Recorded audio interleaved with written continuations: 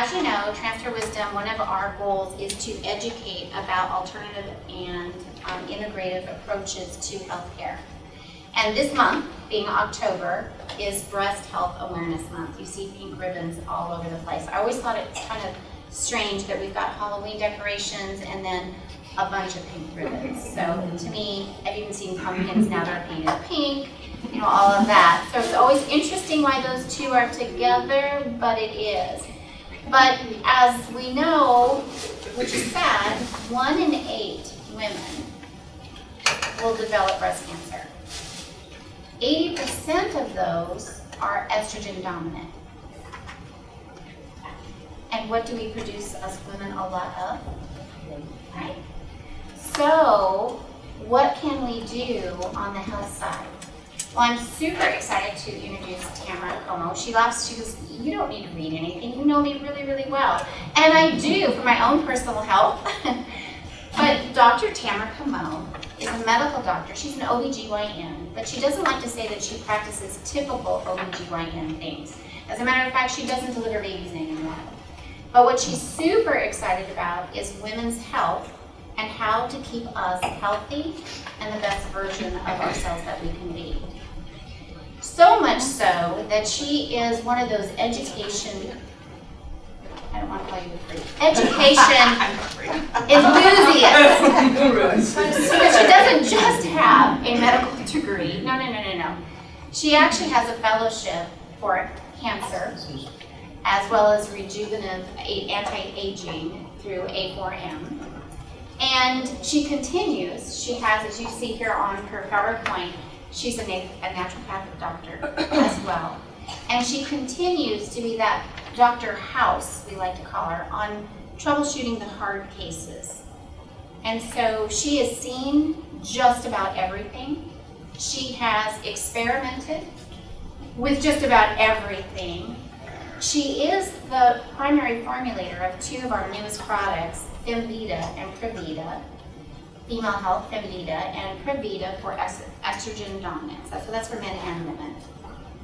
So she's very involved in transformation. She's very involved in my life personally, and she has a wealth of information. And so with that, help me welcome Tamyra. Come on.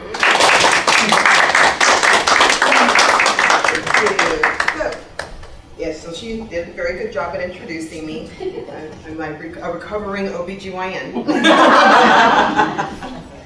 So, you know, and I always tell people the story, like they'll come in to see me and say, why doesn't my doctor tell me all the things that you tell me? And I was like, well, this is a 15-year journey. When I was 35, which is 15 years ago, I was like, people start falling off a cliff at around somewhere between 35 and 40. Something happens and I don't want it to happen to me. And there's no FDA-approved drug that makes aging stop. So I had to start a journey of like, how am I going to make it to 50 and not have a lot of the issues that I'm treating? Like I would hand people a prescription for whatever they wanted. Oh, you know, they're depressed, here's an antidepressant, or something's wrong with your bones, here's a bisphosphonate, and they would say, I don't want to take this, what would you do? And I was like, not take that. You know, it's not that I don't want to take it, it's like I don't even want to need to take, I want to have this conversation. So how do we not have the conversation of a disease that we don't want? So, and breast cancer being one of those diseases. So when I was a resident, if you had asked, what would you tell someone to do to not get breast cancer, or what did they teach us? What do you think they taught? What does your doctor tell you if you say, hey, my sister has breast cancer, and what do you think I should do? What do they tell you? Chemo. Well, not now, but you don't have it yet. But you want to prevent it. So, Chemo. oh yeah, start chemo now. Chemo. Don't smoke. Yeah. Huh? Don't smoke. They might tell you, if you're a smoker, they'll tell you not to smoke. Do they tell you anything about what to eat? Hormonal replacement, like They'll tell you not to do hormonal replacement, but they'll give you birth control pills. the regular mammograms. They'll tell you to get a mammogram. That's it. Do they tell you what to eat?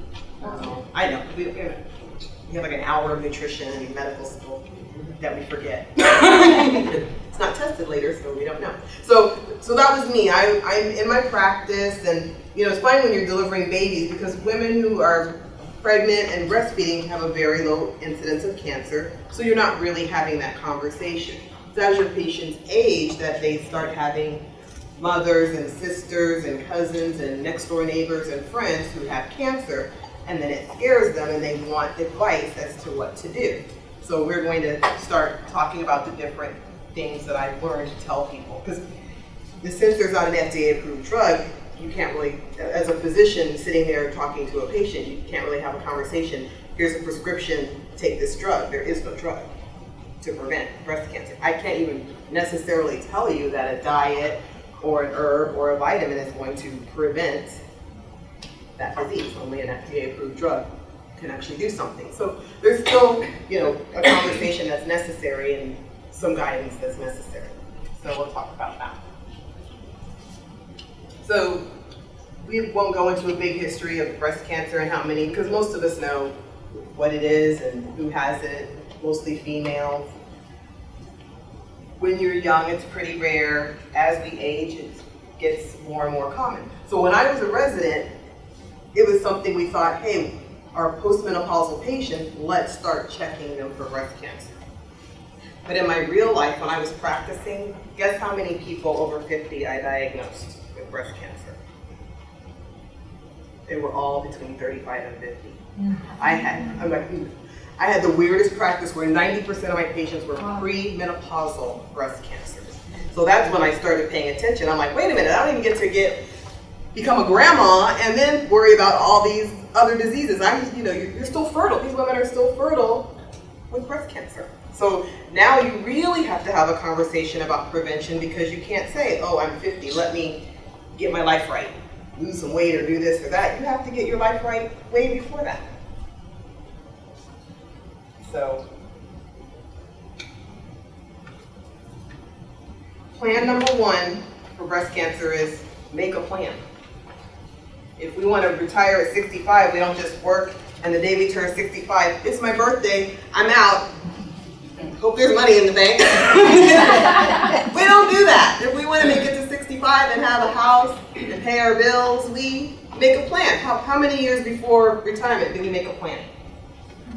I don't know, we better start early, but they just raised it to 70 now, and you gotta have $5 million in the bank to retire at 70, Okay, so. there you go. Yeah. So at least you have to at least know that. You have to know how long will it take me to do, So you have to know, I'm trying to prevent cancer. How long does it take cancer to show up? If you're 50 and you get diagnosed, did you start making it when you were 49?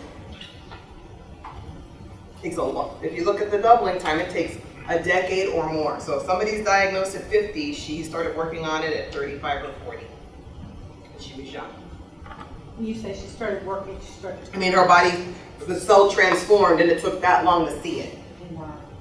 The cancer cell showed up a decade before the lump got visible enough to be treated, if she's stage 1. So, it's one of those things where by the time people were asking me the question, they were late.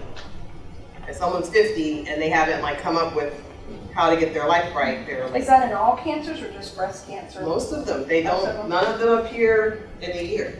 Right. None of them. Breast, colon, but breast at least you can see, so we know.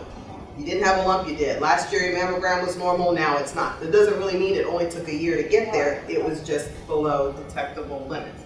So even if, oh, my mom's normal, my sister's normal, my breasts are always normal, that still doesn't reassure me a lot, because we're planning for the future. Just like I have a job now and the money's right now, I still have to make a plan if I want to get to 65. If I want to drive to North Dakota tomorrow, I won't just get in my car, throw my cell phone away, don't have a map, and try to make it. I have to have a plan. What's the weather like? What road am I going to take? Where am I going to stay? Do I have gas? You have to have a plan. But with our health, and even with cancer, it's difficult, but you still want to make a plan. So no plan is wrong, but it's very important. I can never impress upon people enough, make a plan. So what will this plan be? So top 7 tips. So of course, eating is going to be number 1. I'm not even going to let you look at this too long, even though you guys have a cheat sheet. But we won't go through the whole thing, we'll just go one by one. So how should we eat? Most of you nutritionist, or you're a nutritionist, chiropractor, who's these patients? Nobody? You do, English. Oh, she's a nutritionist. So Well, you one guys, nutritionist. so you guys are all over the food thing. Because I was gonna like quiz you, like, what do you tell Everybody them looks at to me when I walk in. eat? So if you don't want to get cancer, how should you eat? What diet should you follow? Hello, health nutritionist. I'm sorry, what? So you got the Mediterranean diet there, number one. Mediterranean diet, all the studies, research, Yep. say, hey, yeah, it's a good diet Yeah. for cancer prevention, heart health. Depending on your body type. No, your body. Right. So I give people guidance. A lot of times they'll read online. If you Google it, it'll say eat more vegetables and less meat. And then people still really go home and they don't really know. I can't eat anything. They'll come back and be like, I didn't know what to eat. I couldn't eat anything because you told me not to eat anything bad. And I don't, so I usually give them an example of a diet just so that they have a book of all the things they can eat. Here's 300 pages of recipes. Find 4 or 20. So Mediterranean is one that has been associated with reducing cancer risk, different types of cancer, not just breast cancer. There's a lot of research coming up on fasting and calorie restriction, so I always throw that in there because it's not a big hit. Most people don't want to do that, but it's a lot of research on that.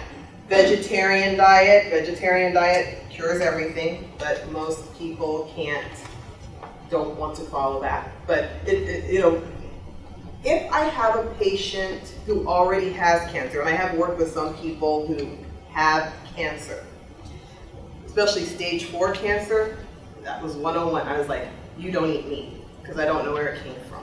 Not because meat is bad, but because if it was injected with the hormone, you have a hormonally based cancer, I don't trust it. So if you're trying to prevent cancer, could you gravitate towards a diet that's more inclusive? Yes. But if you have a very strong family history, you've got pre-cancer or something else, I start becoming more restrictive with the diet that I'm going to ask you to follow. That person, I might tell them to fast. That person, I might say, let's be a veg, get rid of all the meat. But other people, I like Mediterranean because you get to eat some fish, it's good for you. Gluten-free and dairy-free. A lot of people know that they have issues when they eat certain foods, and I would say, if you know you have an issue, how many more years do you want to torture your body with a food that makes you gag, burp, run to the bathroom, and they're still trying to eat it every meal? So I'm like, that might be something we don't lose our memory about. We don't need it. Most of the time, I actually try to test them for food sensitivities, and I tailor the diet towards what they can eat and what they can't eat. Some people do very poorly with nightshade vegetables. Animals can't have nightshade vegetables. They have something in them that's toxic. So that would be tomatoes, potatoes, bell peppers, eggplants, things in that family. So there are certain humans that also cannot tolerate those, and if I do a test on you and those pop up, you'll end up on avoiding nightshades. So those are just examples of different diets. So I don't have one cancer diet, but I do, the patient and I will talk about what types of things are appropriate for them, and they'll end up with a particular plan.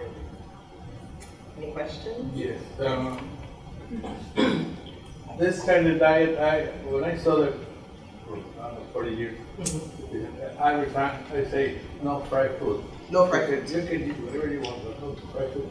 I saw 90% of Spanish people. I don't know, I think you see white people. I say everybody. It's not the same kind of food. Right. I would tell them not to eat fast food just because the quality of the food is poor. But if they're at their house pan frying something in olive oil, is that the worst thing they ever did? No. The gluten and the flour on top of what they're frying is really, so you were right to tell them no fried foods because there weren't a lot of gluten-free choices 40 years ago.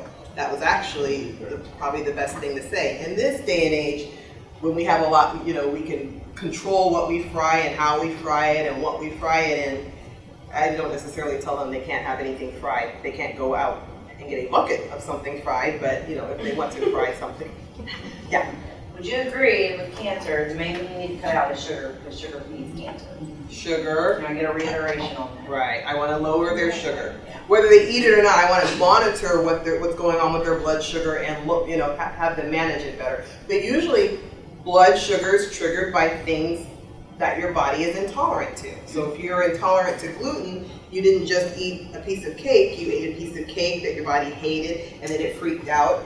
Your cortisol went high, then your sugar went really high, and you started a whole cascade. So sugar is bad, but you don't have to eat the sugar to cause your body to have a sugar response, thereby growing everything. All right, so we discussed the Mediterranean diet has been researched, and when they do research, it does lower the incidence of cancer.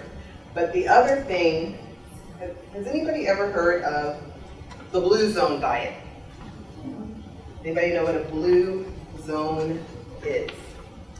You know what a blue zone is? Maybe a little bit. Okay. So a blue zone, so once upon a time they were trying to figure out, like, in the world, who lives longer? You would think in this country where we have the most money, we live longer, but we don't.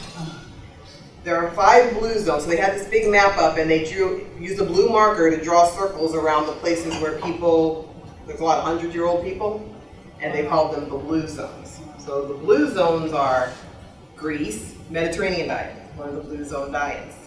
Jehovah's, somebody in Loma Linda, California, Seventh-day Adventists, they eat very clean, they're not out eating in restaurants all the time, they don't drink, they don't smoke, they low stress, so, you know, there's certain... You drink wine and take naps, and that really helps. Yeah, that's the Mediterranean. In Okinawa, Japan is one of the blue zones. They eat fish, they eat soy. So soy gets a bad rap, and in the United States, soy should have a bad rap.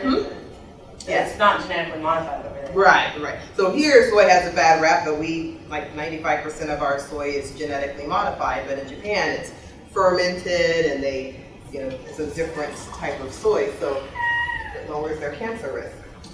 So in general, so blue zone diet. So I help people to sort of gravitate towards one of those diets. More fish, cooking your food at home, pan frying stuff in olive oil. Yeah, olive oil is supposed to be a really good thing. So they have a whole recipe book. They kind of put these 5 diets together and said, what do they have in common? And basically, these people go home and cook. Yeah. They shoot the cow in the backyard. It's not coming from, you know, some factory where they pumped it up full of hormones. So they're eating organically grown. They have their own gardens. So they're eating fresh food. So, blue zone. So after you got the diet all situated, what's the next thing on your list that you're going to plan to do? Exercise, stress. You're going to exercise. That is good. What else? Sleep. Sleep and water intake, hydrate. Are you going to take a vitamin? Supplement?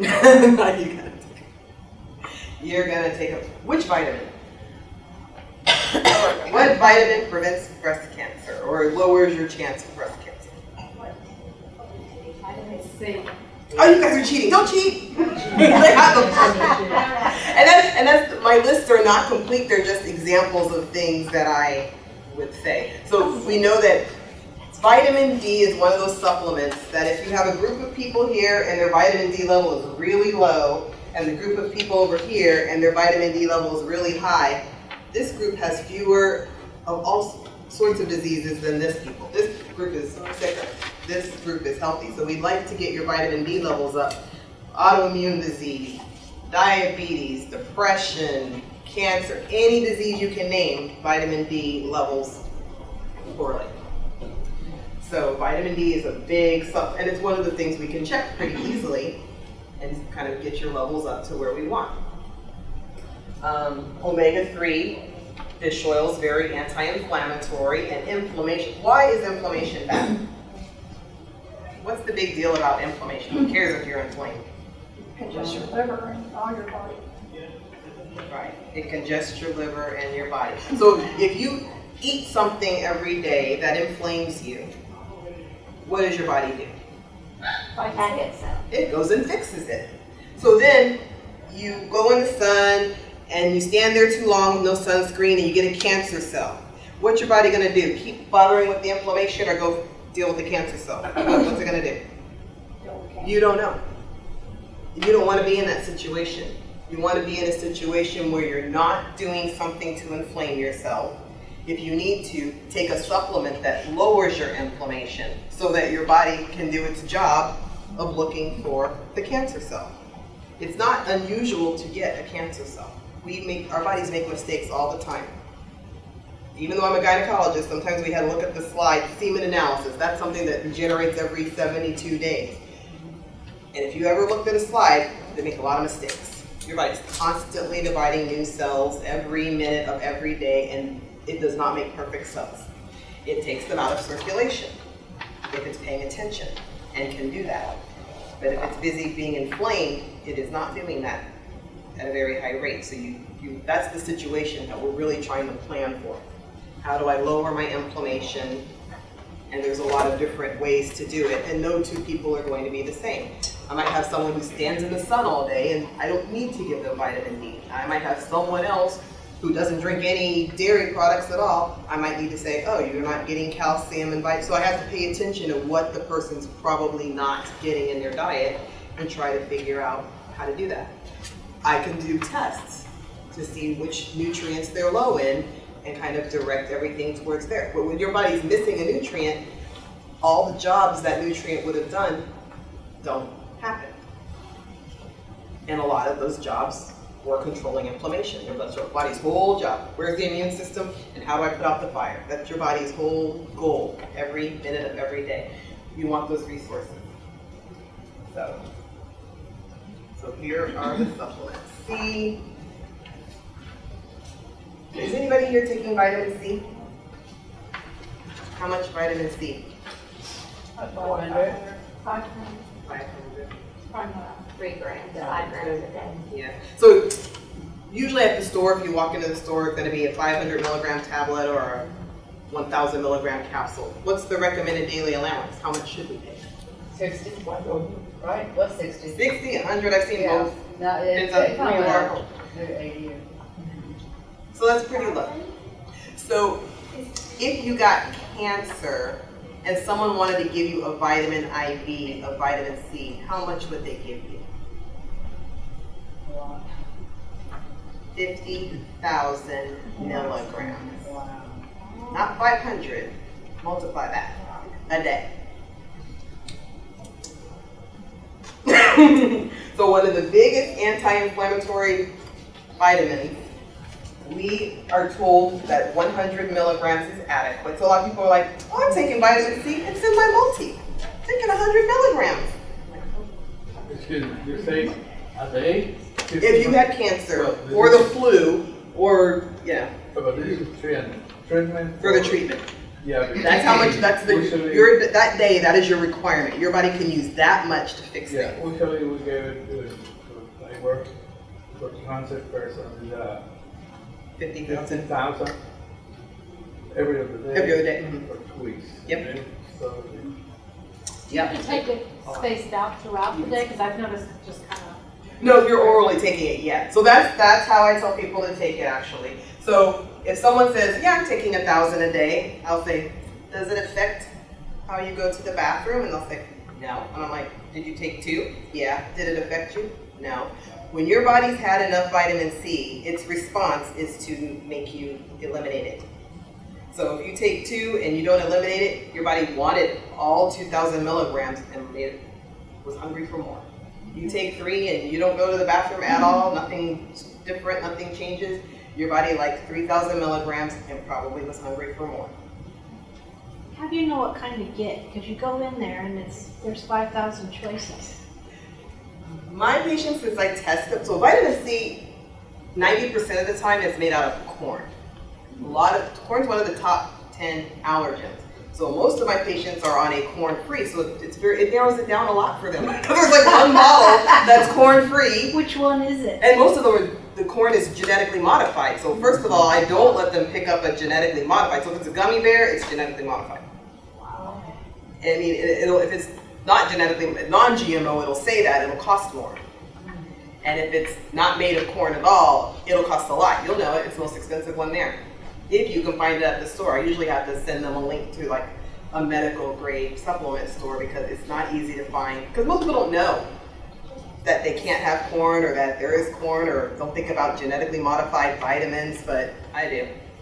So that's the first issue, is getting the right one. So if I tell you to take 50,000, you go to the store and take 50,000 genetically modified corn, that's not necessarily a great thing. Yeah, you got your 50,000, but now I just gave you a lot of corn that you're allergic to. So in the hospital, when they give 50,000 IV, is It's it corn. pure? It's corn. It's corn. It's corn. And because I've done IV, so tapioca, you can get it out of, you have to specify, it costs more, and you have to like find a pharmacy that extracts it from tapioca, and you can do that. But 90% of the time, if you just order vitamin C, it's corn. Wow. That was a It's a big stupid corn question. shot. No, it's a good question. No, hospitals are not gonna pay that kind of money. That was a stupid question. Yeah, So so, yeah, where do you get the never most gonna basic get- vitamin C that you get? Yeah, it was me in the office getting the corn free. Yeah. And then that's rare. I mean, you don't get a lot of corn allergies, and a lot of people aren't, well, it's a top 10, allergy, but most people don't go to the emergency room or necessarily know. I just test them and say, that's what's inflaming you.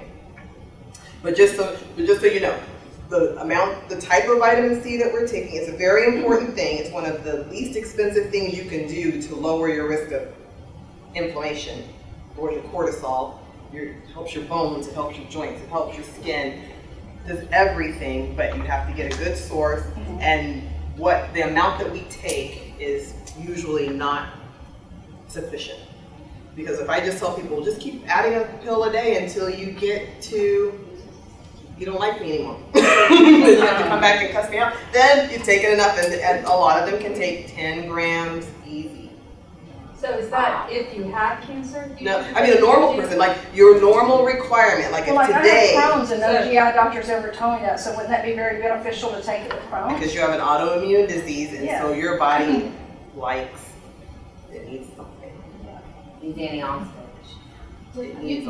Does tapioca have vitamin C? Like, They can get it out of vitamin C. They can get it out of amla. You can get it out of oranges. I don't see a lot of supplements that they're getting it out of oranges, but I've seen amla berries, like a lot of superfruits, that like a superfruit. Mm-hmm. Kiwi's supposed to be really Which one? high. Yeah. Kiwi has it. Like when I see a supplement, I've seen like there's a few different like. Cilantro is actually really good for us too. But I'm talking about like if you're gonna get a bottle of vitamin C, it's gonna be made out of tapioca Oh, yeah. or amla berry or oranges. If they're gonna extract it from something that's not corn. Ours is from rose hips, our super cell. So Supercell has what kind? Rose hips. Rose hips, right? Rose hips. So a lot of things will say with rose hips, but it won't necessarily be free of corn. So it has to literally say free of corn. And non-GMO corn if you can tolerate that. So let's see. So vitamin C. So we are one of the only mammal that does not make their own vitamin C. So if you look at mammals that weigh what we weigh and then say, hey, how much vitamin C do you guys like? What is this? A goat takes 13,000 milligrams a day. A goat. We take 100. So I mean, like I said, that's one of the cheapest things I could ever tell you to do. So we have 60. So when the goat is sick, it can tolerate 170,000 milligrams a day. Like I said, when we're sick, we take 50. Doesn't mean that we couldn't use more. Just 50 is just like what we throw at people. Oh, you're sick, here's 50. And they usually get better over time. But we can tolerate a lot of vitamin C. what does that translate into in terms of like eating an orange or eating a I mango? can't even translate that. You You'd like back up a truck. Or like, let's say if you had a bottle, let's say there's 100 tablets in the bottle, you need half the bottle. If there's 1,000 milligram tablets, you would eat 50 tablets if you had to take tablets. a ton of oranges or anything. Yeah, like I take little packets of like 4,000 milligrams and I just pour them in water and drink them, but I take these 4,000 is where I start.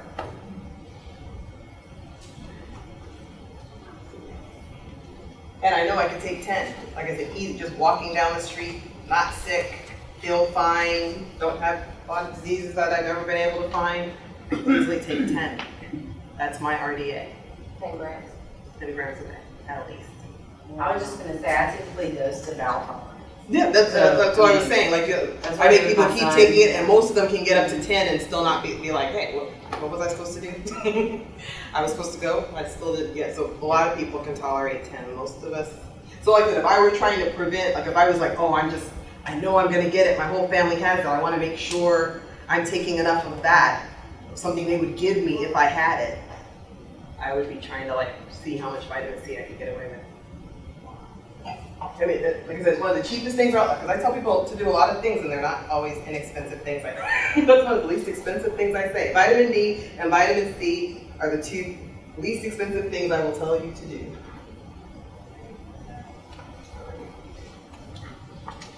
So just about how vitamin C,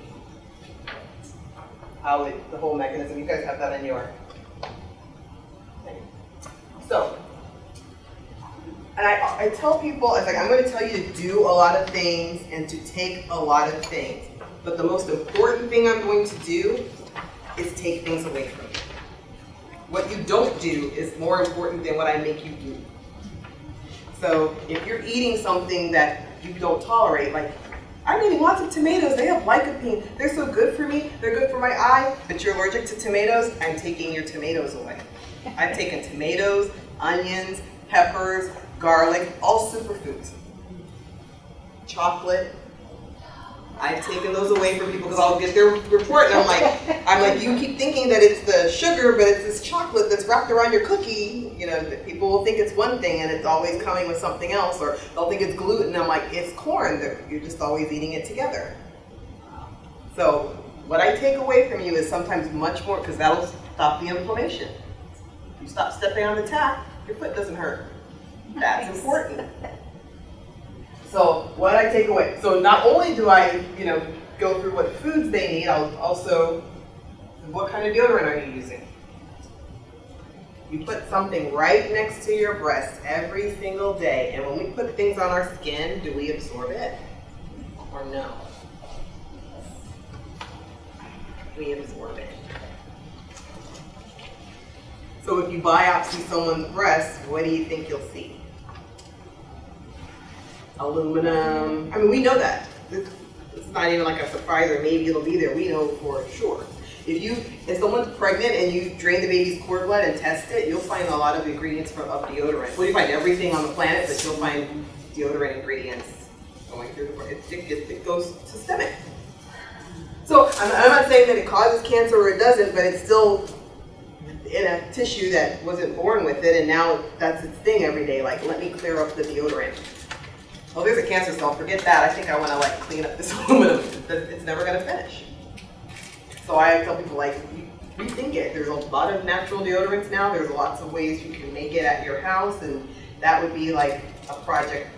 If I were making a plan to make my breasts healthier, that might be a thing. Or if somebody just says, I have cysts and they're always biopsying me and they hurt all the time and drain, I might be like, well, why don't we change what goes under our arms and see if our breasts will cleanse themselves. So do you tell someone to go like deodorant free? All of them. I tell everybody to do that. Oh. I don't mean like wear nothing. I tell them they can go find something to do, but it should be go get some essential oils. Go. What's the organic deodorant? Organic. Yeah, I mean I like some of the ones they sell at Whole Foods has a whole shelf of it now. Yeah. And even then, though, some things will say natural and still have some things in it I don't like. So a lot of people have them make at home. Baking soda is always good. Put some essential oils in it. You have a deodorant. That doesn't have toxins because you did not put them there. But there are some over the counter that I like. But I tell people start working on it. Wait till the winter. Don't do it in the middle of summer like I did. And because it takes a while. Your body's still trying to get rid. It'll take a few months before your body actually gets rid of everything you have put in your lymph nodes. So it's a transition process. But you can do it in the winter when you're outside. What do you think about perfume? Or cologne? I tell people to make their own. Really? It's toxins. I don't care what it is. If it's got words I can't pronounce, and anytime I make something, take it to any store and put it on the shelf and it has a 2-year shelf life, I had to do something to get it to live for 2 years and not look weird. It's got to have something in it. And perfumes sit around for a long time. Anything you make at home that's going to go bad in 2 or 3 days, any food that's going to go bad in short order, is that's what it's supposed to do. But if it sits there and look, if you have an avocado, you cut it open and it looks green for the next 2 years, there's something weird about that avocado. I'm gonna pass out from exhaustion and my insides open. Yeah. So, I Do you want me to bite it? Yeah. Huh? I'll bite it. So anything you put on your skin, Bless any you. lotion, any perfume, any makeup. So, I remember when I moved into my house, this was 18 years ago. Somehow I had a jar of Vaseline. You know, we all have Vaseline and alcohol and this and that, and cotton balls in our house. So I'm walking into the kitchen and I see my mom. She's like, "Where's your Vaseline?" I'm like, "What do you want the Vaseline for?" She goes, "My lips are chapped. I'm gonna put Vaseline on my lips." And I'm like, "No!" She's like, "What?" I'm like, "It's petroleum. You're gonna swallow it. It's never gonna come out of your body. It's like in the earth from 10 billion years ago. You can't." Yeah, like, so I went in the kitchen. I was like, "I'm gonna make you some." She goes, "Please don't. You're gonna make a big mess." And I did make a big mess, but I made a nice, my whole family, everybody gets chapstick for Christmas. Make a whole supply. So, I mean, you got essential oils, and I put, vitamins, there's vitamin D, I put all kinds of stuff in it. But I'm like, now you're licking this stuff off your lips, and it's olive oil, not chapstick. The chapstick you had put on your lips when you were 10 years old is still in your stomach. Yeah. I don't know, maybe. That's a visual. I don't know. We don't biopsy to see, but I wouldn't doubt that. I'm just saying. Fumes while you're cleaning. Like, have you ever opened something and your eyes burn? Whatever that was, your eyes are very nice little receptacles. You can put a lot of medicine in there and it'll go systemic. Your eyes, your bottom of your feet, what's on your toilet paper. Everything gets in you. So you have to start thinking, like when you don't want cancer, you don't want to create busy work for your body. Like, how can I not have that in my body? Then I don't have to detox it. I can't tell you how many people come to me and I want to do a detox. And I'm like, stop wearing lipstick, stop wearing deodorant. But no, I want some pills to detox. I'm like, but you're putting it in faster than you can take it out. Yeah. I want you to take it out, but first I have to get you to not put it in so that your body's now ready to let it all come back out. Like I said, what I tell you to stop doing is more important than what I tell you to do. So what do you do for Sometimes. lipstick? Huh? What do you do for lipstick then? A lot of companies make gluten-free, dairy-free, vegan lipstick, natural lipstick. So there's companies that make. Drink wine. I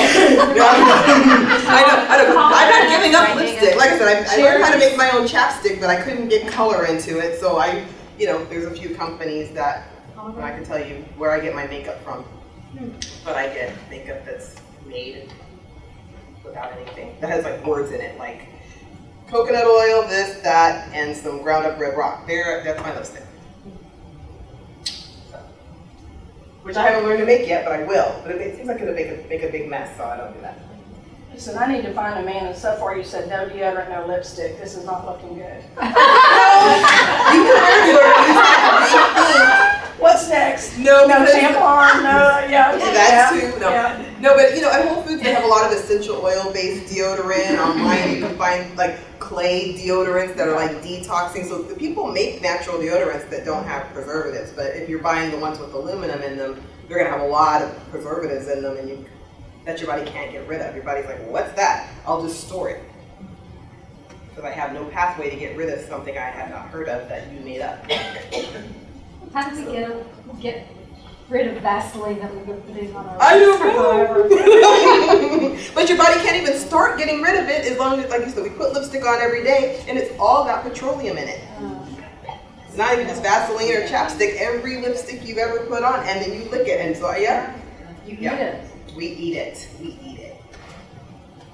And it doesn't come out. I mean, I know this from like, when I do like mercury tests on people, cadmium, Do you know how long if you get a heavy metal in your body, do you know how long it takes your body to get rid of it? Never. Like 20 years, 10 years, depends on the metal, but years. Not like, oh, I'm gonna take a 30-day cleanse and I won't have mercury. Years. Years. You accumulate it. So a person with good detoxification pathways may be better, but most of us by the time we're 50 or 60, we've just accumulated a lot of stuff in our pathways, even if they started good, are impaired. And putting oil clogs all drains, and then you're gonna put it in your body.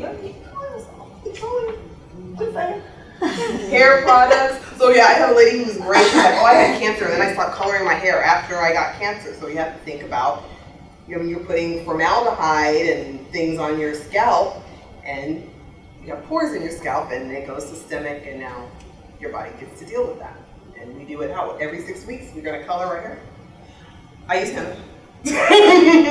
Whole Foods has natural colors, but if you go to a hair salon, they're using stuff you can't pronounce, and didn't ask them, I would. Yeah, but I'm just saying. So I mean, but these are things when you say if somebody gets cancer, they're going to give up all the stuff I just said. But on the way to it, we don't think about it. But now's the time to start which part of the plan. It might not all come into the plan, but some of it's got to be worked on. Okay. So cleaning and body care. Avoid these things. Yeah, there's a website where you can go and look and get the reviews on natural stuff. There's a lot of natural stuff that's just not always obvious. So, how many of you have heard the term microbiome? Okay, so microbiome is like, we're mostly bacteria. We have a whole, our mouth has a microbiome, there's a different bacteria that lives there and all sorts of other things. Our gut has its own microbiome, which is different than the mouth. You don't want this one there and that one here. You want this one has a microbiome, this one has a microbiome. Your breasts also have a microbiome. They have a way they're supposed to be arranged and things that are supposed to be there. And when they biopsy women with breast cancer and biopsy women who don't have breast cancer, something has changed. Part of it's deodorant. There's nothing about it. But anyway, so researchers say, so we don't know a lot about it. I mean, they just know it's different, but they haven't figured out all the pathways and ins and outs. But I'm sure that diet and inflammation and what you're putting right next to your breast have a lot to do that influence that microbiome.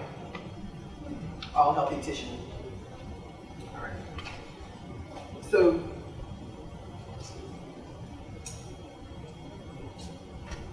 when your body is dividing cells, why does it make a mistake? Like, what would cause it to make a mistake? Why isn't it always perfect? Inflammation and stuff? Inflammation can influence it to make a mistake. It's just so busy doing something else it cannot properly do that. But we also have things inside of our cells. We have mitochondria, and they're supposed to have vitamins and different cofactors in them that make the cell healthy. So when you're young and nutritionally complete, the cells have a lower chance of making a mistake. It has all its stuff. Like, if I have all my stuff, I don't make a mistake. If I'm making pancakes and I have my stuff, I don't make a mistake. Well, if I'm missing an ingredient, my food becomes more interesting. And the same with your cells, that interesting things happen. So one of the things you want to think about, like, I have these telomeres that kind of determine how many cell divisions I get and how all of that goes, and the shorter they get, the more likely I am to make a mistake.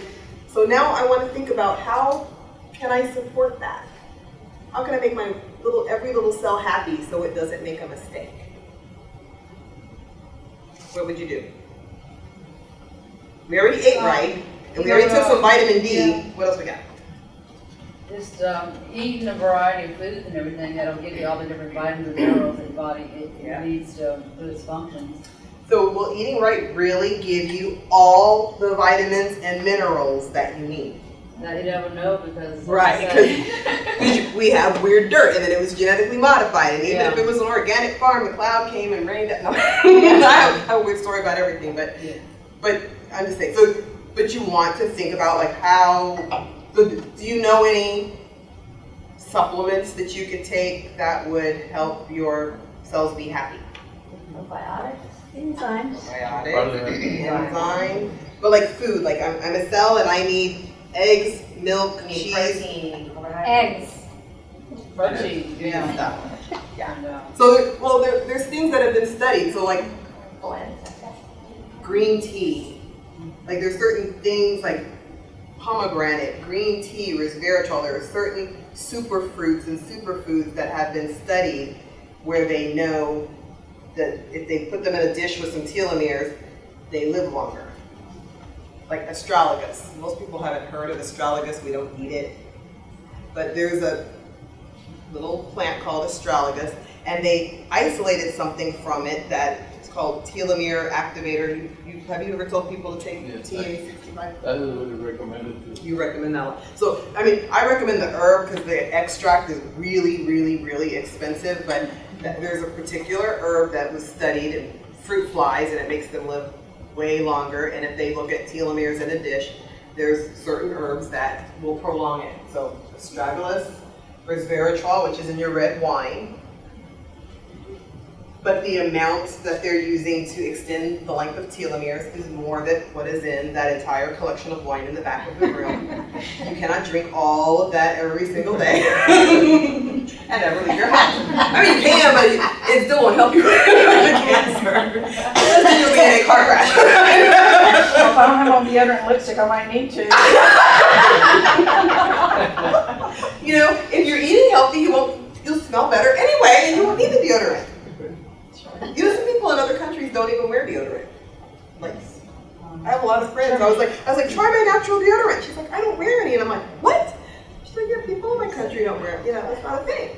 We wear it, but lots of other third world countries, it's normal for them to not wear it. We just do. But I'm just saying, wear it. Just find something better. Do better. Okay. So green tea.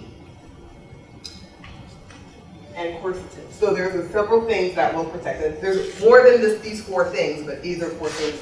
What's the last one? Huh? What's the last one? Do you tell people to take that? Yeah. There's a different lab. Yeah.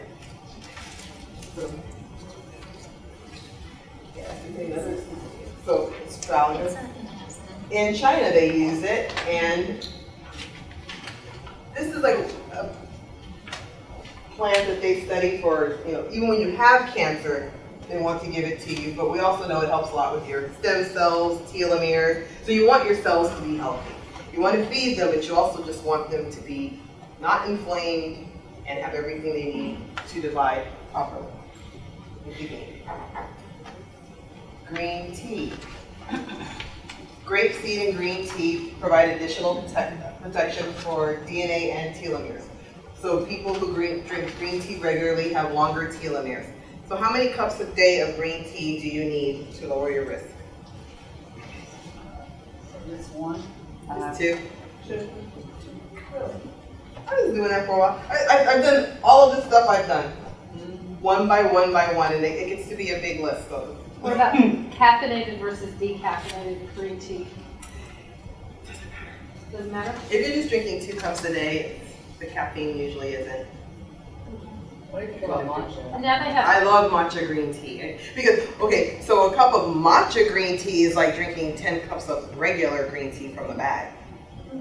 Matcha green tea is like the leaf ground up, and it's super powdery and bitter. The green tea that they feed, that we normally gravitate towards, is like a palatable, watered down version of tea, but the real leaf is very, very, very potent. Now they're making pomegranate green tea. So it has an additional, more polyphenols. So like resveratrol, pomegranate and resveratrol have a lot, you know, because of their color, they have a lot of the same thing. So the next thing, so we've eaten, we have detoxed, we have gotten rid of some bad things, we have taken our basic vitamins, we have paid attention to how our cells are dividing, what does the gut have to do with cancer? A lot. It's a mess down there. Okay, what does it have to? And you know, 10 years ago they didn't really say a lot about the gut is the gut and cancer is cancer, and they didn't really like draw a link between the two. But now, that's everything. Like having your gut be properly aligned. You don't want yeast in your gut. You don't want too much bacteria in your gut. You need it to secrete enzymes. You need the good bacteria in your gut. And if one of those things is off, because you ate too much Vaseline, man, Vaseline just kind of frozen all the But I'm just saying, visual, you'll remember. So that's the thing. So we do a lot of things. We eat too much sugar, stress. We do a lot of things to wreck our gut by accident. We don't know that we're doing it until it turns on us and we're taking Tums and Rolaids and Zantac. And I mean, how many people do you know that are taking stomach stuff? Everybody. Yeah, by the time people are 45, 50, I mean like everyone's got something Pretty going on. much It's like not that's even what 45, stress 50, it's baby. affect your gut. Stress affects, well, yeah. Yeah, because I was 30 and I had to beg for a colonoscopy because I knew something was wrong. They didn't want to even do it on me to diagnose me with Crohn's. Right. They're like, oh, you're not 50 yet. I'm like, Yeah, but I'm exactly. telling you something's different, something's not right. And I had to push the physician to do it. And And yeah, they found it, yep. and then they, like I said, they don't tell you these things like vitamin C for inflammation. Right. And they just say, you know, take the pharmaceutical drug Right. for that disease. And Did they tell you to take probiotics or digestive enzymes? Because that's where those, I mean, everything we've talked about along the way, those are important things, but when we're speaking about gut health, by the time you're 50, most of us have had one round of antibiotics. It started, if And now that I'm we're a 53. C-section baby, yeah, we had antibiotics when we were born. They already ruined our microbiome. right. We were born with a not completely intact microbiome. Then we wore lipstick. Then we had deodorant. No, you know, but like I said, there's a lot of things that, you know, one little thing at a time our body can recover from. But by the time I've added, you know, 1 through 4 together, just think of all the things we do all day long. Yeah. Pick up something off the table and eat it, and we clean the table with Windex, and now we ate that. You know, I mean, there's just a lot of things we don't think about that we have. You know, we've had viruses, we've gotten parasites, we went on a cruise, we ate something weird. I mean, we've just done a lot of things to our gut. So now we really want to think about that. When you think of cancer, you have to think, how do I fix what I did? I know there was a McDonald's, so I went to school in Atlanta, and there was a McDonald's in the lobby of the hospital. So it was cheaper and easier to eat there and quicker than anything. So guess who ate? Like, I could have been on Super Size Me. I could have made that movie before he made that movie because we were all eating McDonald's. You know, I know we wrecked our guts. Stress. Ate McDonald's. Not that I'm giving them a bad rap. I like them, but but so anyway, so we're going to rehabilitate our gut microbiome. So a lot of things have been studied. Ginger, very soothing to the gut. Green tea, enzymes, probiotics. So a lot of the things that help with your telomeres and stem cells that we already discussed are also things that they have studied that will help your body get the gut back in order quickly. And of course the diet, we already talked about the diet. I can give you all of these and calculate exactly how much you need and give it to you to perfection, but if you haven't dealt with your diet and figured out what's not inflaming me, what is inflaming me, I'll be, you know, chasing my tail. Let's see. So, your microbiome, so all the rest of it we just talked about, but your microbiome changes after menopause. Why does your microbiome change after menopause? Because you have a lot of hormone receptors in your gut. And then you stop making hormones and they get lonely. They can't, your hormones tell your gut what to do, and when you don't have them, it changes the whole thing. Your serotonin is low, your amino acid, everything just, so it's an addition of every single thing we've talked about. Long-term diet, vitamin deficiencies, we've had some antibiotics, we've had some parasites, then our estrogen goes away. So now we're very vulnerable. So even if we don't want to take hormones, some of those supplements I told you about, resveratrol and pomegranate, are phytoestrogens. They attach to the estrogen receptor. That's one of the reasons they help restore some of your gut integrity, because they will try to do some of the jobs that estrogen was doing. And you need some of that function back, because you were better off before. Most of us were better off younger. Yeah. How do you feel about soy? I like soy.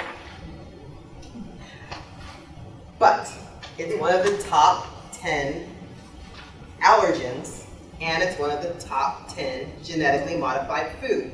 So for many, many people, it is not appropriate. I test people all the time, and I would say half of people are going to inflame with soy.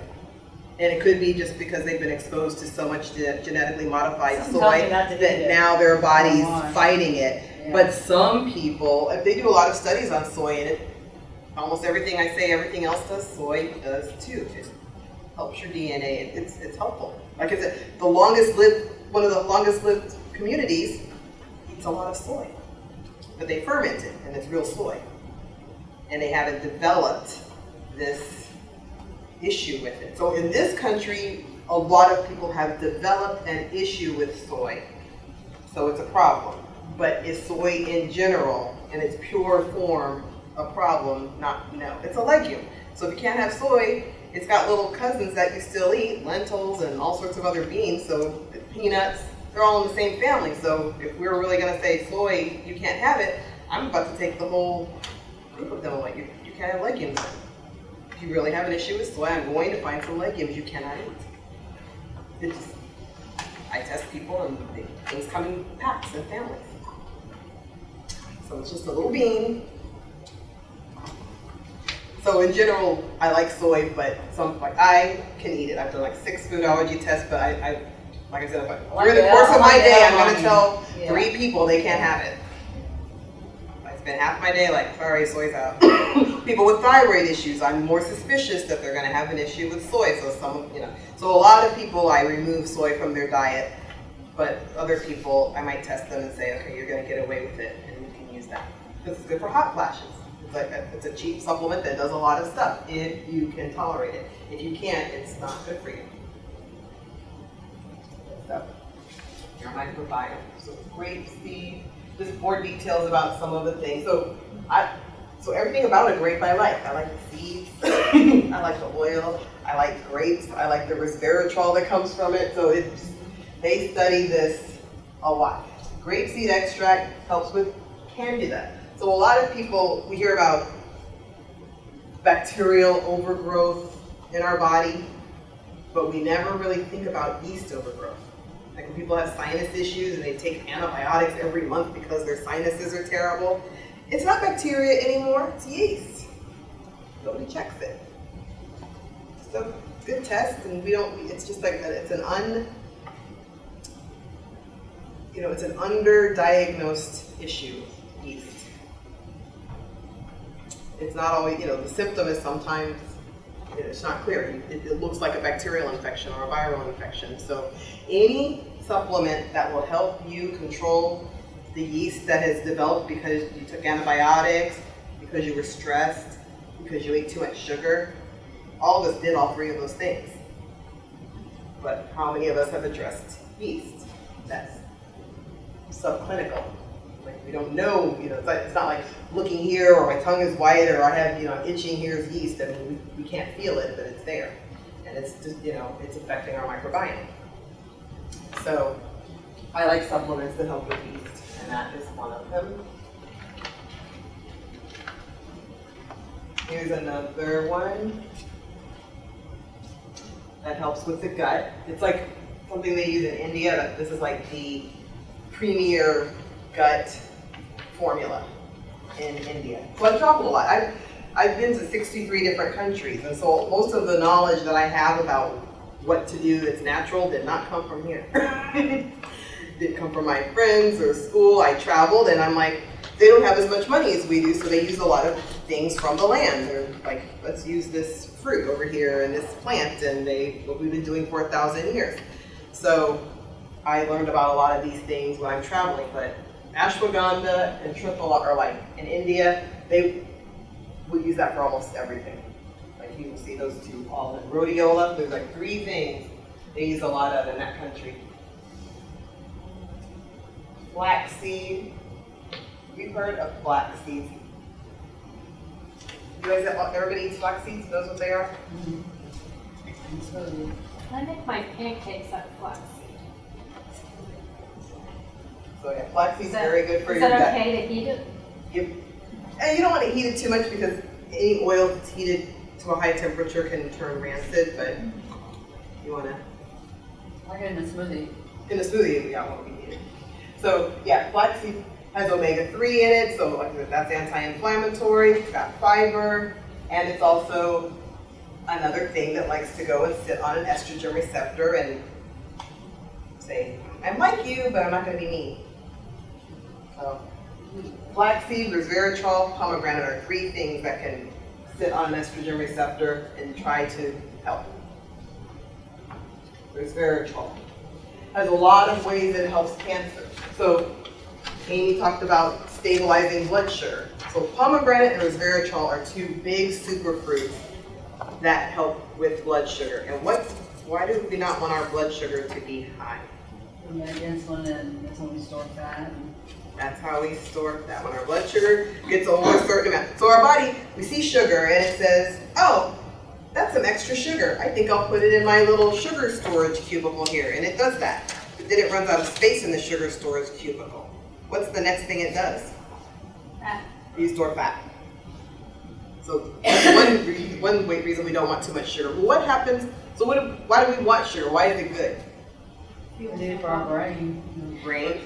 It makes our cells, we need it for energy and our cells multiply. But if you have a cancer cell, it multiplies even more efficiently with sugar. So you don't want your sugar to be high. when you're trying to do a cancer prevention plan, you want things on board. Green tea, resveratrol, pomegranate, vitamin C helps with stress and blood sugar. So you want things that help you manage your sugar level. It's nice to not eat extra sugar, but you also, once it gets in your body, since you do need some, you want to manage it properly. Restoring your microbiome helps, but also there's supplements. So resveratrol, one of the ways it helps with cancer is stabilizing blood sugar, helps the mitochondria, we talked about that, helps with inflammation, we talked about that. You can't get enough from red wine. 41 glasses of red wine to get 20 milligrams. And 20 milligrams isn't a ton. Like if you went to the store and they were selling resveratrol, it would be like 250 milligrams or 500 milligrams. 20 is adequate, but that's 41 glasses of, that's 10 bottles. We don't even have enough here. There's not one person can't even make, So that's why I like the supplement, because it does a lot and you need a lot of it. So it interacts with the gut microbiome. Part of it is when you manage, so if the blood sugar is high, you've got bacteria in your gut and they like sugar and then they overgrow. Now your microbiome is weird and your body spends its whole time trying to figure out, how do I get rid of the extra bacteria? And then here comes a cancer cell that says, wait, I'm trying to get rid of bacteria, forget you. You want to manage your blood, you want everything correct. And you want to do all the insurance that you can. So, ginger, anti-inflammatory. So we all know ginger, ginger ale, ginger tea. It helps with heartburn, soothes your gut, nausea, pain. Very anti-inflammatory. It's related to turmeric, so I like both of them. Turmeric, ginger.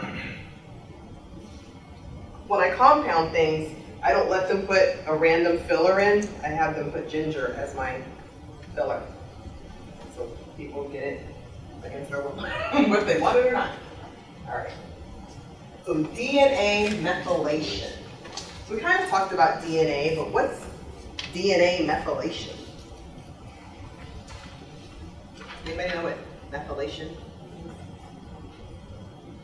So you have DNA. We all know what DNA is. We're born. And then we have DNA. And some people say, oh, I have good genes, so I won't get cancer.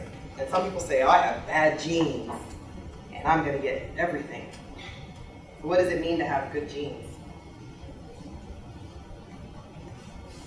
Can you influence them? I mean, does it really mean anything that you were born with good or bad genes?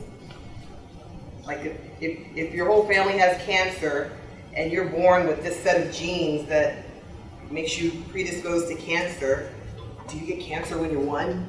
Do you get breast cancer when you're 1 year old, but you were born with the genes? Why don't you get breast cancer when you're 1 or 2 Do something or to 10 turn it on. or 20? Because you have to turn it on. Methylation. It's what you do to the gene. So let's say your mom is really stressed when she, or some other mom, not your mom, because you're all here and you're fine. But some mom, some lady is pregnant. She's really stressed out during Harvey. She's stressed out and she's exposed to mold and she's eating at the fast food place and donuts every day because she can't cook in her kitchen. What's going to happen to the baby's genes that she's developing inside of her? She's going to unfavorably methylate it. So sugar, the environment influences the genes. Your mother can give you a perfect, like I can give you the best car in the whole wide world and you could drive it like a crazy person and wreck it in a week. Just because I gave you something pretty doesn't mean you kept it that way. And I can give you something old and you can fix it up and make it pretty. It goes either way. It's not about the car, it's about how you took care of the car. So DNA methylation is, what did you do to your genes? So you could be born with the worst family history and keep the toxins away and eat right, and don't eat a lot of sugar and don't have a lot of stress and never really see all the diseases that your family handed you because you took care of what you had. You were born without the disease and you kept it that way. Or you can be given a great set of genes. Nobody has anything. Your whole family lives to 100. And then you party and smoke and never sleep and, you know, bad things happen to you and then you start getting diseases because you methylated. That's your influence over your genes. So even if you did smoke and drink and have stress, is there a way you can undo some of that damage? You could try. Yeah. We don't know the true answer, but we can try, right? So some of the things we would do to try things that, a lot of the things that we talked about already, helping your telomeres and your microbiome. Also, they do a lot of jobs. Some things have 8 jobs. Resveratrol, grapeseed extract, ginkgo biloba, memory, pomegranate. So yeah, they have a whole, I put studies at the bottom, epigenetic activities of flavonoids in the prevention and treatment of cancer. So they know that there are certain things that change your odds. So pomegranate, you won't read it? I have a question on pomegranates. Yes. They have those little seeds inside the pomegranates. And so if your family has some history of something in the digestive, Diverticulitis. Oh, are those little seeds good or bad or indifferent? yeah, like, allegedly they're supposed to get caught in your appendix, and if you have diverticulitis, any seeds, sunflower, any, Blackberry. blackberries, all seeds, so they could get caught in there. So those people, maybe I would tell them not to eat it. The seeds If it hurts you. are actually the best part of the fruit. They have things in it that are cancer. When they're Everybody got a magic Drink the juice. bullet. Huh? The magic bullet. The Magic bullet, yes, because now you get to see you have the Oh, magic okay. bullet, and now you can actually grind the seeds. Yeah. Cellular level. So some people spit the seeds of the pomegranate out, and I'm like, you missed half the point. Because, so if you ever look at supplements, some of them will say pomegranate extract, some will say pomegranate seed extract, some will say, you know, there's different parts of the pomegranate, but seed has other stuff in it. want Grape seed, like you have grapes, but you have grape seed extract. There's something about the seed. So yeah, they'll get stuck in your colon, but they're really good. You survive that. It's the same like the seed of the apple. The apple seed, yeah, it's got arsenic in it, but it's still very good for you. So But that's the thing that goes and kills the cancer cell too. You know what I mean? The little bits of arsenic go and do something for you, but too much arsenic is not good. but So if you had a pomegranate, how many, same question as with the oranges, how many pomegranates do you want to eat a day? Yeah, to get like 20 because usually if I'm gonna, pomegranate extract's gonna be 10 milligrams or 20 milligrams, like if you're gonna buy the capsule at the store. Even much cheaper, like you buy one of these. You can't buy one pomegranate, it's gonna be a few of the pomegranates. Exactly. And pomegranates are expensive. It's gonna be like Okay. one pill of pomegranate, like a pill that I would give you would be like $40 worth of pomegranates. not to mention if you were eating a whole pomegranate, yeah, you get benefit, but what's it gonna do to your blood sugar? Right, So it's kind of a double negative there, so I would go with something. Yeah. So yeah, a lot of the milligram strength that we use in supplements, it would be very difficult to get it out of food. You would pretty much have to dedicate your entire day to trying to eat that one food. Just like the wine, you'd never make it to 41 glasses of wine. That's not even possible. That's. And nobody take me up on that challenge, but it's, it's like, don't prove me wrong, but I'm saying, I don't think it's possible. Challenge accepted. No! We didn't have enough for you to do it. Okay. Dr. Comeaux said. Don't do it. So yeah, pomegranate. She dared me. So stress, we already talked about, somebody threw that out there, but stress is one of the worst things for any disease ever. So like I said, what I tell you not to do is more important than what I tell you to do. You have to lower your stress. And so, what is stress? My mother. Yes, your mother. What else? So we all come up with bad events like, oh, we lost our job, or our dog got sick, or so some people don't realize that stress is you're eating something that your body doesn't know, that you don't know is bad for you. Like you're eating gluten and it's making you burp and gag and you don't realize it's causing inflammation. That's stressful to your body. You don't think it's stressful, but your body's like, yikes, she ate that again. Mm-hmm. Or you are around, you're wearing one of those watches and it's got cadmium in it, and now you've got heavy metals in your body, and it's like, oh, it's going to take me 20 years to get rid of this. Stress is a lot of things that we do not know. Sometimes it is subclinical. It is not, I know I had a stressful day. Sometimes I feel fine, but my body is just not getting it done. So stress can be something you don't recognize. So of course, mental stress, we know, vacation and prayer and exercise and meditation, all sorts of things help you with stress that you can identify. You can smell flowers or inhale peppermint and lavender, or things we know lower stress. But there's also a lot of people who don't sleep.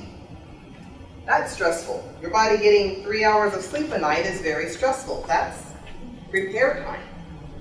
You're supposed to have 8 hours of repair. You go for 16 hours, you must have 8 hours to fix it. What happens to a person who only has 4 hours every night for years of fixing time?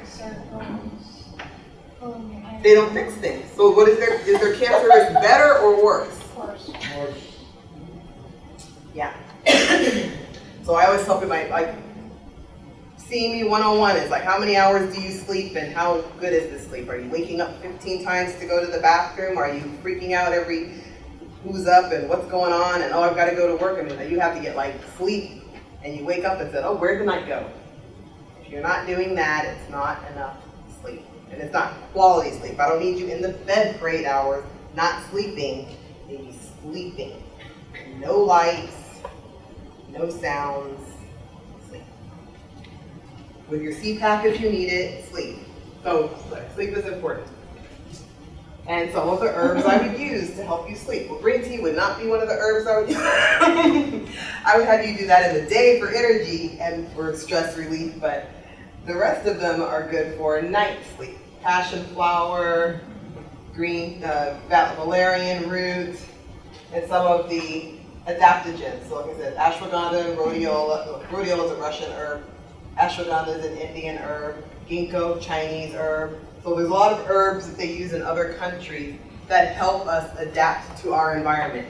It doesn't make us high, it doesn't make us low, it makes us just right. So So that's adaptive. If you ever see the word adaptogen, it's something that helps you regulate, and that's important. Any questions about stress? Any ideas about stress that I didn't mention? Making better? So the green tea, 3 to 5 cups a day, reduce the risk of breast cancer. It has L-theanine, so sometimes you'll see L-theanine in a supplement, and they've extracted that out of green tea. It's very calming. Other herbs are passion flower, chamomile. They study them directly on cancer cells, so they help you with stress. So in a roundabout way, they're lowering your cancer risk, but they also have some direct effect against cancer cells.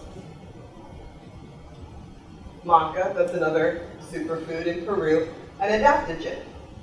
Helps with your adrenal gland. So that's the gland that gets it when you're stressed. Does everybody know what their adrenal gland is? Anybody not know what an adrenal gland is? That's the gland that gets beat up. Huh? What? So where is that?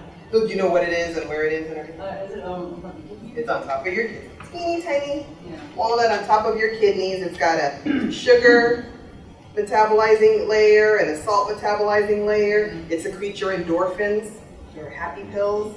Your endorphins help you with pain. So if somebody's like in pain all the time, I know that their adrenal gland isn't giving them their medicine. Because 3-year-olds don't tell you they're in pain all the time. They can slam against the wall and be like, what? But somebody 60 can slam against the wall, and 2 months later they'll be like, remember when I slammed against the wall? It still hurts. They don't have any pain medicine. They feel everything all the time. A lot of these things help with pain just because anytime I rehabilitate your adrenal gland, you get more happy pills and pain pills in your body that you make, that you don't have to take from another place. Because that's stressful to not have your own happy pills and pain pills in your body that you make. So you want adaptogen. All right, so black cohosh. So this is something I didn't even really make the connection. So every time I see, everybody knows what black cohosh is. It's an herb for, well, anybody who's having hot flashes might have heard of it. Yeah. Because it's the herb they use for hot flashes. And that's all we really think about. We think, oh, hot flashes, black cohosh. But they've done studies on stress and depression and black cohosh. And it has an effect on, so if you're not flashing and you get to sleep, well, in a roundabout way, it would help with stress. So they studied it in breast cancer survivors. It prolongs their longevity, but it also helps with So if you're on the hormonal replacement, by then we don't have to take that though, right? I mean, unless you It really. depends. Yeah. It depends. Sometimes people take hormone replacement for hot flashes, and it helps their hot flashes, but they might still have a stressful mood, or they might still have another symptom. Might not still sleep. So most doctors won't mix them. I do sometimes, but so in rare cases, but most of the time you shouldn't need to. It would help you sleep, and it will help you sleep. Sometimes.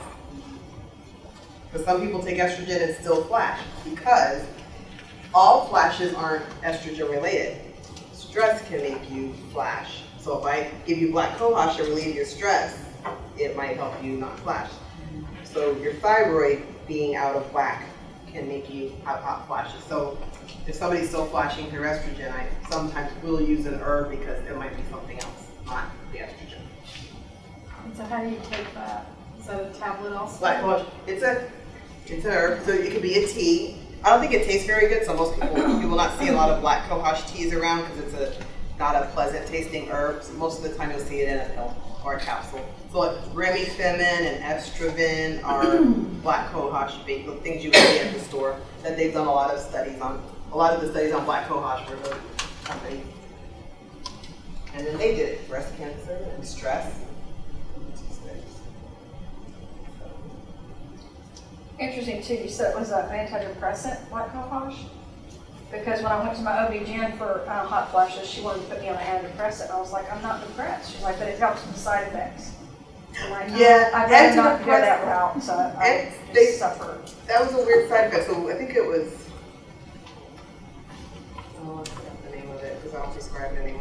But there's a few antidepressants that when people were on like Celexa and Paxil, when people were on them, their hot flashes would get better. And it was just a weird, they don't even know why. Yeah. Oh, I think it's because it's serotonin. So when you lose your estrogen, your serotonin also goes down. Then they give you an SSRI, which helps your serotonin stay around. So it preserves your serotonin, and maybe that's why you don't flash. So it's not a perfect thing, but it's, a lot of people will find that their flashes are better, then they can sleep, then their depression gets better, but it's really a different loop. Right. So So serotonin is good for sleep also? yes. Appetite, sleep, mood, it's everything. Serotonin is everything. And it's something, so a connection that many people don't make. What happens when you run out of estrogen? Like, what does your body do? It used to have estrogen and now it doesn't. A lot of, What's the consequence of that? and a lot of them, like your bones hurt, your mood, your sleep, and a lot of things are affected. Right. It's like a 30 list of everything.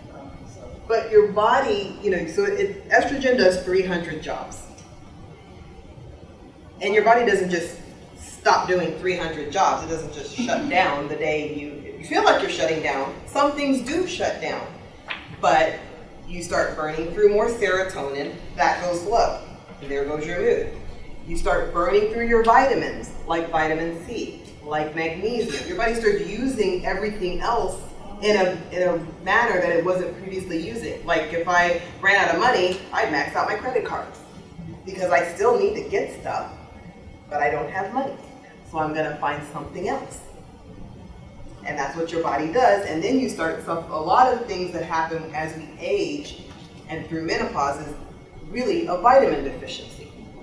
Our bones go away because we've run out of all the minerals we stored in them. Our body says, well, get it out. We stored it, now it's mine now, I need it. Get it out of the bank.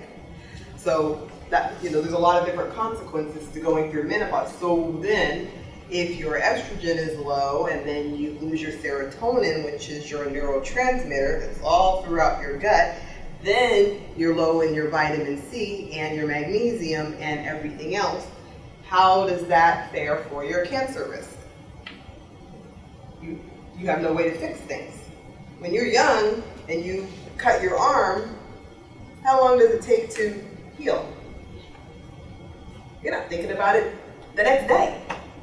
But when you're older, like your 90-year-old grandmother and she cuts her arm, how long does it take to heal? It never heals. It's for, we're talking about that for a long time. Because your body doesn't have things that fix things. Even your microbiome when you're young, you eat something toxic, it inflames your gut, but everything is on point, and it just shows up and says, I got it. Oh, that broke, I got it. Fell down, pick it up.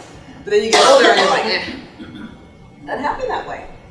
So that's why making the plan is so important, because you want to think about, you have to micromanage all of these tiny things, because if you don't, you suffer, you lack that. What older people, why do their teeth fall out?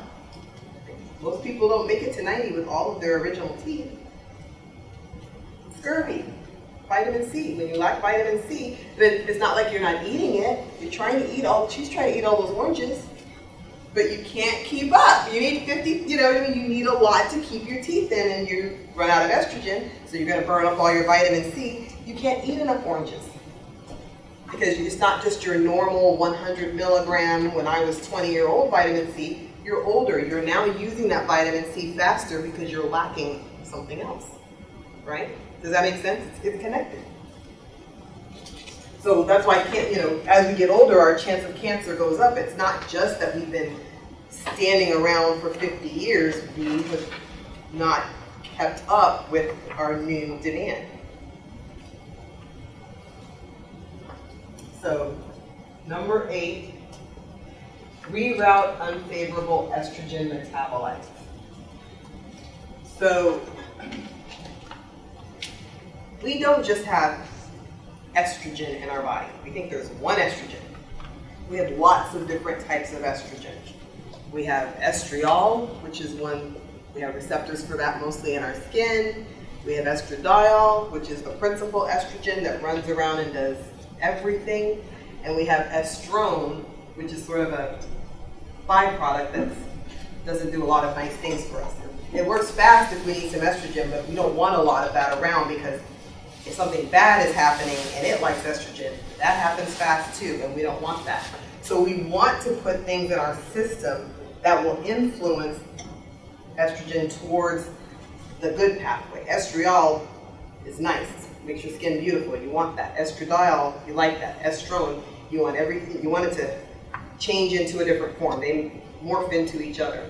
So there are a lot of different things that either can sit in that estrogen receptor for you or help you metabolize that estrogen properly. They're called aromatase inhibitors. And that's a whole new field of study now. They synthesize synthetic aromatase inhibitors for cancer. So women who are cancer survivors, they might end up on tamoxifen, but they might end up on an aromatase inhibitor, which lowers your chance of, they're studying it for fibroids, they're studying it for cancer, they use it for a lot of different things when they're trying to metabolize estrogen. But there are natural things that have this similar activity. Natural products, so, and here they are. The same thing that helped our telomeres, the same thing that helped our microbiome, reroutes unfavorable estrogen. Green tea, grapeseed, resveratrol, quercetin, pomegranate, passion flower, and chamomile. Somebody asked what quercetin was, we got a whole slide. Yeah, where did I get there? So,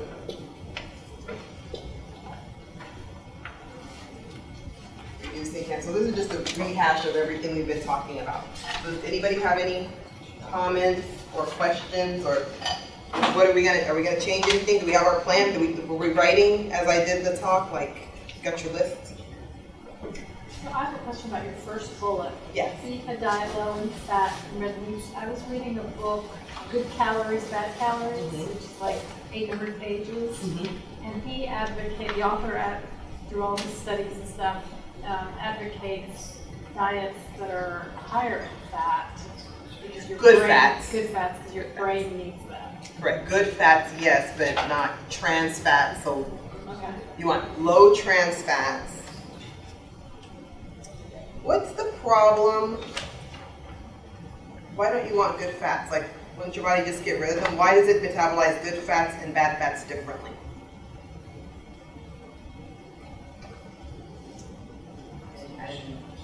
No, like why is fat all the, why can't we just eat whatever fat we want? Why is some good and some is bad? Manufactured. It's man-made. Or even polyunsaturated fat. It takes your body a lot more work to break them down. And as we get older, we lack what? Enzymes. So you're putting bad fats in your body that you don't have any lipase to deal with. Whereas good fats assimilate themselves into your cell membranes, and it doesn't take they use them. Your body uses good fats, but bad fats, it's like, now I gotta do some work. And you don't wanna give your body more work as you're aging and less able to do the work, right? So that's the thing about fat. We have to be careful about what fat, and meat, same thing. So why do I remove meat from people's diets if they have cancer? Why don't I let them eat meat? It stays in there. Because they cannot get rid of it. It's just more work. So, you eat meat. First of all, I don't know where the cow came from, but let's pretend it was a perfect cow, it was your pet, and you took care of it, and you know exactly everything about this cow, and now you're eating it. But now it's in your body, and your body has to do what to this meat? Process. It has to use enzymes. So, if you have a giant cancer tumor, would enzymes break down that cancer tumor? Enzymes break down everything. They break down proteins. They don't care what the protein is. They don't care if it's a tumor, scar tissue, a big old steak, and they're gonna get called wherever they go. So if you're 20 and you're making all the enzymes you need, well great, it's gonna break down the steak, make sure you don't get a tumor, and go get some scar tissue for you. Well now you're 60, and you have 1/3 of those enzymes. So now it gets to make choices. Do I want the steak, or do I want to break down the tumor? So do you want your body to be thinking like, don't put the steak in there. Because you want all those resources to go where you want them to go. You want to take enzymes, but since we don't have a perfect calculation as to how much you need, you still want to not challenge your body with things that require enzymes. So low meat diet, much more fruits and vegetables and plants because they do not require as much enzymes as meat. So yes, you want to take your enzymes so you can help the system, but you also don't want to add work to the system. Any other questions? So what is your thoughts towards the keto diet? The high meat diet? What is my thought towards the high meat diet? The very low plant and high meat diet? No. Well, the reason that I'm asking is because that was what was the founder, that was what it was produced for, is for cancer patients. And in some... Because it was so low in sugar, so for a period of time, yes, it probably would help just on the sugar aspect of it, but I have a million other ways to lower your blood sugar. So, but then, like I said, then you're gonna get caught on the back end because you haven't had the plants and you've got all this meat and you don't have the enzyme. You know what I mean? So if you're not calculating all those different possibilities, it's not my favorite. So if someone does it temporarily to, so I could have danced if it was a little better, more upbeat. So if somebody is doing it for a month or 2 or 3, and we could do a lot of bad things for a month or 2 or 3 and get rid of it. But people who say, oh, I'm going to do this for 10 years, well, there have been some studies that it's not a longevity diet. It's not one of the blue zone diets. Blue zone, longevity. Other diets don't always give you the extra years. So you might indeed get rid of diabetes with it because you're not eating any sugar, and yeah, cancer might starve because you starved it of sugar temporarily, but it's smart, and it'll say, you don't have enzymes to come get me, so I got you on another, it'll come get you later. So that's not a diet I would promote as a long-term diet, even if someone had cancer. I have a ways. So it wouldn't be, so when we're planning, our plan is a 10-year plan. It's not a 3-month or a 1-year plan. This is like, what we do is what we always want to do. Ketogenic diet isn't one of the things. Paleo, maybe. Like I said, all the blue zone diets, yeah, for sure. Anybody else? You have one more slide for review. Okay. There you go. Oh yeah, stuff, we already talked about the chemicals. I think you guys are done with me on that. All right, any other questions? Oh, that's great, awesome. Thank you. Yeah, very great. Please note for contact information, if you know someone, she takes on patients that are not trouble patients, but she does. That's what she specializes in. And people come from all around the world to see her because that's what she does. She digs in not just to the basic diagnosis, but what all is influencing everything as well, too. And she means it when she says, nope, she will go through your kitchen, she will go through your house, she will talk, she didn't even talk about the water filtration systems and all that kind of stuff, and EMFs and all that, but she goes all there as well, too. And so if you know someone, and especially not just cancer, it's the chronically ill, it's those people that haven't been able to figure it out. So she's that person that. Yeah, I get all the used patients. Mine are never new. They're always like, I've been to everyone. They're so dejected. Oh, nobody can figure me out. They get so frustrated. And I'm like, you're my new Rubik's Cube. I'm so excited. And they're like, okay, I'm glad you. I was like, we're gonna have fun. Whatever it is, we find. But I'm like, yeah. So it's my toy. It's your toy. I said, you give me the toy. You're my toy. All right. Let's thank her one more time.